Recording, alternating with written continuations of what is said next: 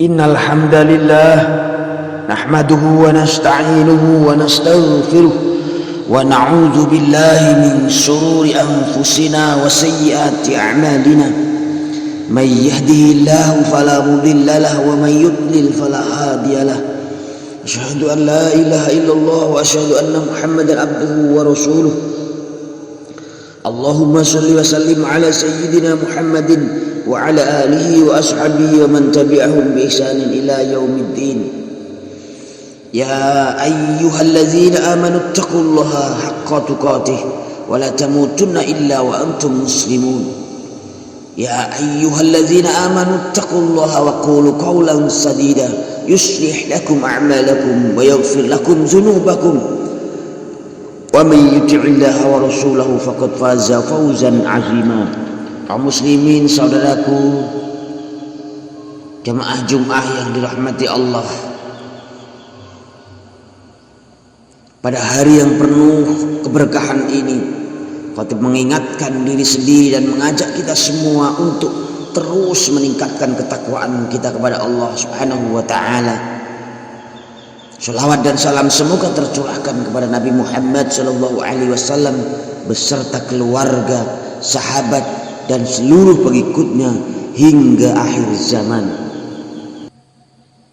Kaum muslimin, hadirin jamaah Jumat yang dirahmati Allah, manusia dikenal sebagai makhluk moral yang perilakunya merefleksikan keyakinan hidup yang dianut. Dalam Islam, iman dan amal, keyakinan dan perilaku harus sejalan. Moral manusia, kemanusiaan yang tinggi merupakan manifestasi dari keimanan dalam hati manusia. Tidak ada fondasi moral yang lebih kokoh daripada keimanan kepada Allah. Salah seorang filosof Jerman mengatakan, barang siapa mencari sistem moral yang paling kokoh, dia tidak akan menemukannya kecuali dalam ajaran agama. Puasa Ramadan salah satunya melatih umat Islam akan pentingnya sifat jujur dan kejujuran. Secara universal, kejujuran diakui sebagai jantung moralitas kemanusiaan. Siapa saja, bangsa manapun dan apapun keyakinannya, pasti menghargai kejujuran dan memandang kebohongan sesuatu yang buruk dan tercela. Kejujuran akan tetap bersinar walau di tengah tumpukan kebohongan dan kepalsuan. Allah Subhanahu wa ta'ala berfirman, falyattaqullaha wa yaqulu qawlan sadida. Maka bertakwalah kepada Allah dan berbicaralah dengan tutur kata yang benar dalam hal menjaga hak-hak keturunannya. Al-Quran surat An-Nisa. Wa huwa ma'akum aynama kuntum wallahu bima ta'maluna basir. Dan dia bersamamu di mana saja kamu berada. Allah Maha melihat apa yang kamu kerjakan. Al-Hadid.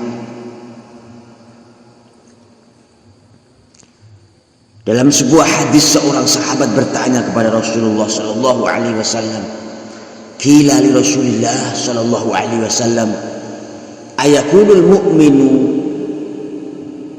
jabana? Faqala na'am. Faqila lahu ayakunul mu'min bakhilan? Faqala na'am. Faqila lahu ayakunul mu'minu kadzaban? Faqala la. Yang artinya, mungkinkah seorang mukmin itu pengecut? Mungkin, jawab Rasulullah. Lalu ditanya, mungkinkah seorang mukmin itu bakhil atau kikir? Mungkin, lanjut jawab Rasulullah. Lalu kemudian ditanya, mungkinkah seorang mukmin itu pembohong? Rasulullah Shallallahu Alaihi Wasallam menjawab, tidak. Saudaraku sekalian, Sayyid Sabiq, ulama besar dari Universitas Al-Azhar Kairo, dalam bukunya Islamuna ketika menukilkan hadis di atas, menulis bahwa iman dan kebiasaan berbohong tidak bisa berkumpul di dalam hati seorang mukmin.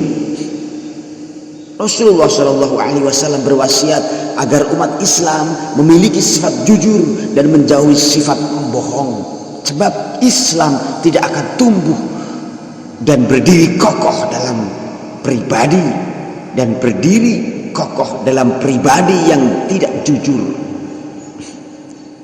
Kaum muslimin sidang Jum'ah, saudaraku sekalian yang dirahmati Allah,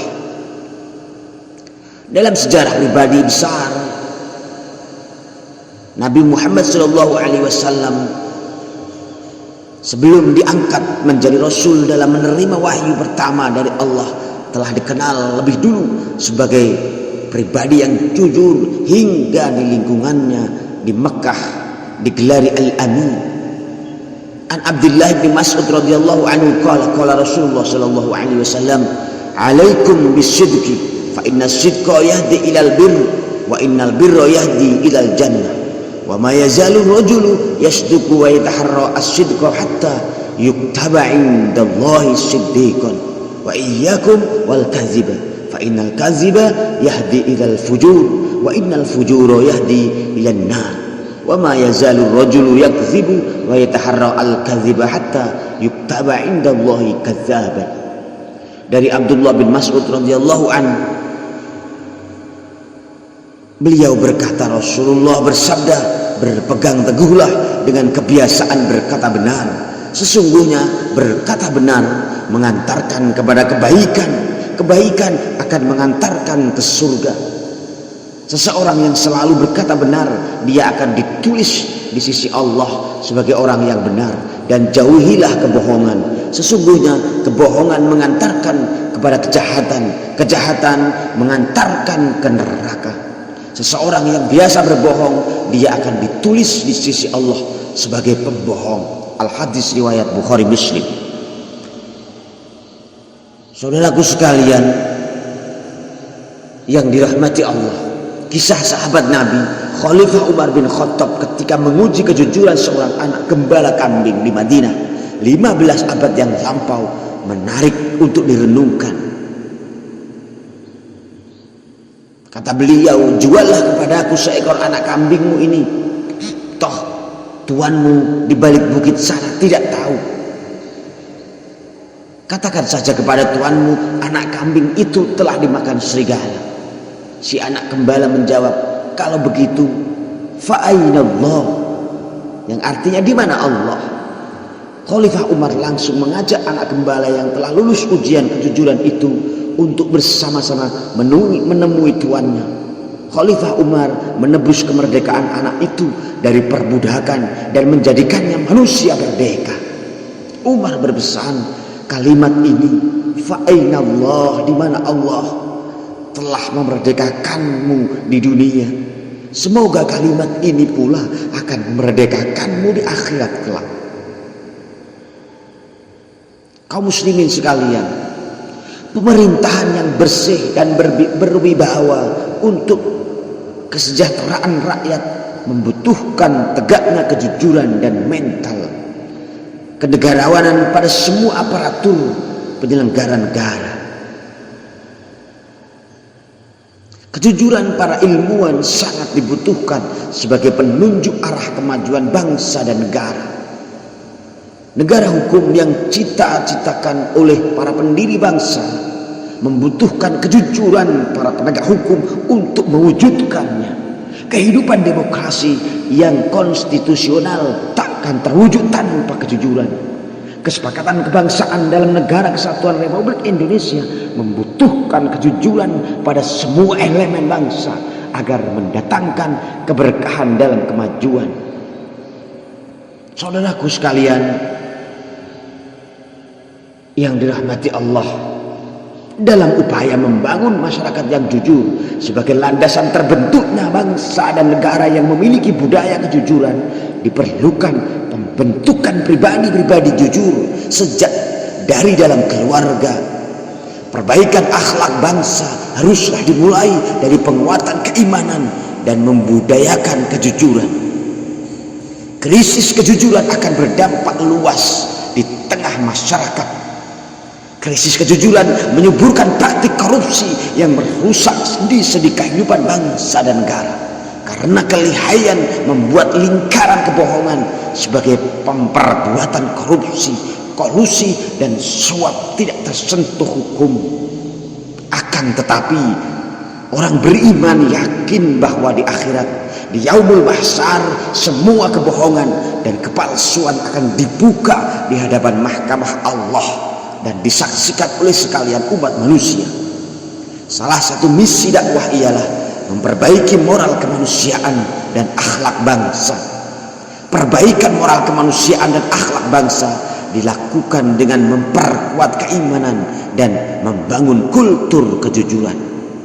Setiap orang seyogyanya merasa malu melakukan kejahatan dan pelanggaran meski tidak diketahui orang lain. Dalam kaitan ini, pendidikan di lingkungan keluarga, sekolah dan masyarakat merupakan basis terbentuknya karakter manusia yang beriman dan jujur. Kaum muslimin sekalian, pembudayaan kejujuran bukan hanya membutuhkan pengetahuan, tetapi perlu keteladanan, keberanian, dan integritas yang konsisten. Kejujuran tidak cukup sekadar slogan, tapi harus tertanam menjadi karakter dan kultur masyarakat. Kejujuran tidak selalu berbanding lurus dengan pendidikan dan ilmu pengetahuan, tetapi menyangkut kualitas pribadi dan karakter. Ibadah mahdoh yang diwajibkan dalam Islam mendidik setiap muslim menjadi pribadi yang jujur kepada Allah, jujur dengan sendiri-sendiri dan jujur kepada masyarakat sekeliling. Sholat, zakat, puasa dan haji mendidik manusia agar menjadi pribadi yang jujur dan ikhlas. Sejalan dengan misi kerisalahan Nabi Muhammad SAW untuk memperbaiki akhlak manusia, mari budayakan kejujuran dalam membangun masa depan dan lebih tentram, lebih maju dan lebih sejahtera dari yang dirasakan selama ini.